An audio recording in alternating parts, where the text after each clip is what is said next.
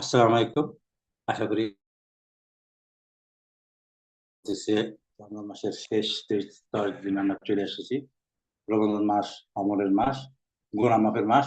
আলহামদুলিল্লাহ, সবাই আমলের মধ্যে লিপ্ত আছেন, নিজেকে গুনাহ থেকে মাফ করে জান্নাতের দিকে নিয়ে যাওয়ার চেষ্টা করতেছেন। গতদিন আমি একটা ভিডিও শেয়ার করছিলাম। এখানে আমরা বলছিলাম যে অস্ট্রেলিয়ান একজন মহিলা একজন তাইওয়ানের মহিলাকে দাওয়াত দিতেছিলেন। আলহামদুলিল্লাহ, কিছুক্ষণ দাওয়াত দেওয়ার পরে তাইওয়ানের মহিলাটা মুসলমান হয়ে গেছে, আলহামদুলিল্লাহ।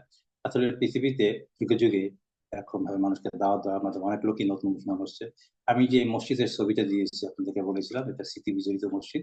আমি এই মসজিদে 3 বছর বিভিন্ন দায়িত্বে ছিলাম, এবং এক বছরেই 27 জন লোক নতুন মুসলমান হচ্ছে।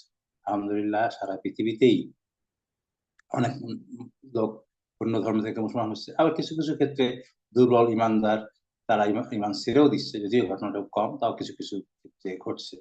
যাই হোক, আমাদের আজকে যে কারণে আমরা এইটাকে আলোচনা করছি, আসলে আমি মনে করি যে আমাদের কিছু দাওয়াতের কাজ আমাদের করা দরকার। এই প্রেক্ষাপটেই আসলে আজকের আমাদের এই আলোচনা।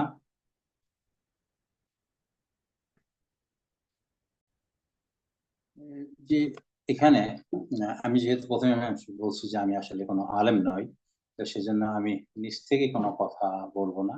এখানে বিভিন্ন কোরআন শরীফের বাংলা অনুবাদ আছে, ওয়েবসাইট থেকে নাও, আমি সেটা বিষয়ে আলোচনা করবো। প্রথমে আমি আলোচনা করবো সূরা আল আসর। সূরা আল আসর যেখানে আল্লাহ পাক বাংলায় বলতেছেন, আরবিতে এখানে লেখা আছে ওয়াল আসর ইন্নাল ইনসানা লাফি খুসর ইল্লাল্লাযীনা আমানু ওয়া আমিলুস সলিহাতি ওয়া তাওয়াসাউ বিল হাক্কি ওয়া তাওয়াসাউ বিস সাবর। তার বাংলা অর্থ হলো, কসম যুগের বা সময়ের, নিশ্চয়ই মানুষ ক্ষতিগ্রস্ত, কিন্তু তারা নয় যারা বিশ্বাস স্থাপন করে ও সৎকর্ম করে এবং পরস্পরকে তাগিদ করে সত্যের এবং তাগিদ করে সবরের। তার মানে বোঝা গেল যে চারটা গুণ যদি মানুষ থাকে তাহলে সে ক্ষতিগ্রস্ত না। কি কি গুণ? একটা হলো যারা বিশ্বাস স্থাপন করে, আলহামদুলিল্লাহ আমরা বিশ্বাস স্থাপন করছি, সৎকর্ম করে, সৎকর্ম করছি, পরস্পরকে তাগিদ করে সত্যের এবং তাগিদ করে সবরের। এই যে পরস্পরকে সত্যের দিকে তাগিদ করা, এই জিনিস নিয়েই, এই উদ্দেশ্য নিয়েই আজকের আমার এই আলোচনা। তা আমরা যদি দেখি কোরআন শরীফের যে প্রথম যে সূরা, সেটা তো সূরা, আমরা জানি সূরা ফাতিহা। সূরা ফাতিহার পরের যে সূরাটা, সেটা হলো সূরা বাকারা। সূরা বাকারায় আল্লাহ পাক বলতেছেন, কি বলতেছেন? আলিফ লাম মিম, এই সেই কিতাব যাতে কোনোই সন্দেহ নাই, পথ প্রদর্শনকারী পরহেজগারদের জন্য। অর্থাৎ আমরা যদি পরহেজগার হই, পথ প্রদর্শিত হই বা সঠিক পথে থাকি, তাহলে আমাদের জন্য এই কিতাবের কিছু নেই, কোনো সন্দেহ নাই। আর যারা অদেখে বিষয়ের উপরে বিশ্বাস স্থাপন করে এবং নামাজ প্রতিষ্ঠা করে, আর আমি তাদেরকে রুজি দান করেছি, তার থেকে ব্যয় করে। তাহলে কাদের জন্য এটা কোনো সন্দেহ নেই, এক হলো পথ পথ প্রদর্শকের পরহেজগার, এবং যারা কি করে অদেখা বিষয়ের উপর বিশ্বাস স্থাপন করে এবং নামাজ প্রতিষ্ঠা করে, আমি তাদেরকে যে রুজি দান করেছি তা থেকে সে ব্যয় করে। এবং যারা বিশ্বাস স্থাপন করেছে সেসব বিষয়ের উপরে যা কিছু তোমাদের প্রতি অবতীর্ণ হয়েছে, এবং সেসব বিষয়ের উপরে যা তোমার পূর্ববর্তী প্রতি অবতীর্ণ হয়েছে, আর আখিরাতকে যারা নিশ্চিত বলে বিশ্বাস করে, তারাই নিজেদেরকে পালনকর্তার পক্ষে হচ্ছে সুপথ প্রাপ্ত, আর তারাই যথার্থ সফল কাম। নিশ্চিতই যারা কাফের রয়েছে, তাদেরকে আপনি ভয় প্রদর্শন করুন আর নাই করুন, তাতে কিছুই যায় আসে, তারা ইমান আনবে না। আল্লাহ তাদের অন্তরণ এবং তাদের কান সমূহ বন্ধ করে দিয়েছে, এবং তাদের চোখ সমূহ পর্দায় ঢেকে দিয়েছেন, আর তাদের জন্য রয়েছে কঠোর শাস্তি। তার মানে আমরা দেখতেছি, আর মানুষের মধ্যে কিছু লোক এমন রয়েছে যারা বলে আমরা আল্লাহ ও পরকালের প্রতি ইমান এনেছি, অথচ আদৌ তারা ইমানদার নয়।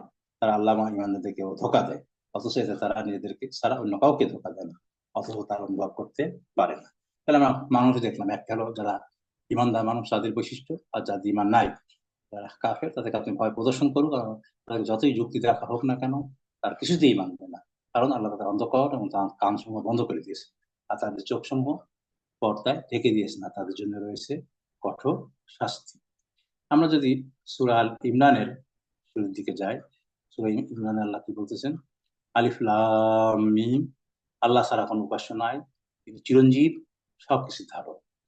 তিনি আপনার প্রতি কেতাব নাজিল করেছেন সত্যতার সাথে, যা সত্যায়ন করে পূর্ববর্তী কেতাব সমূহের। নাজিল করেছেন তাওরাত ও ইনজিল, এই কিতাবের পূর্বে মানুষের হেদায়েতের জন্য এবং অবতীর্ণ করেছেন মীমাংসা। নিঃসন্দেহে যারা আল্লাহর আয়াতসমূহ অস্বীকার করে তাদের জন্য রয়েছে কঠিন আযাব। আর আল্লাহ হচ্ছে পরাক্রমশালী, প্রতিশোধ গ্রহণ।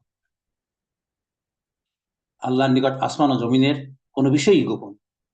তিনি সে আল্লাহ যিনি তোমাদের আকৃতি গঠন করেন মায়ের গর্ভে, যেমন তিনি চেয়েছেন। তিনি ছাড়া আর কোনো উপাস্য নাই।